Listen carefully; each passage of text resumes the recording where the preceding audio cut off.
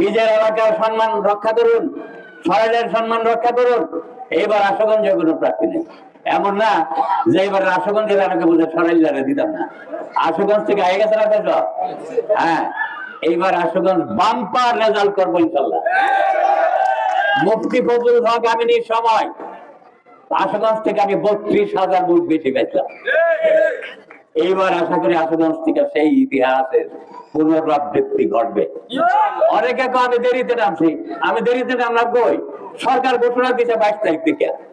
এর আগে যারা করছে তো অবৈধ। আমি বৈধভাবে নামছি, আমি আইন রে মানি। আমি জানি ১৩ দিন ইলেকশন করে আমি ধারা নিয়ে ইলেকশন করছি, ১৩ দিন আমি রেজাল্ট ফিরে যাচ্ছি। কাজে আমার সবচেয়ে বড় পুঁজি কি? নোয়াগাঁওয়ের জনগণ। এই জন্য নোয়াগাঁও থেকে আজকে যাত্রা শুরু করলাম। আমি আপনাদের সন্তান।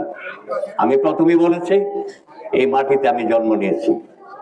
আমার পূর্বপুরুষ যারা এই মাটিতে বিলীন হয়ে গেছে, মাটির সাথে মিশে গেছে।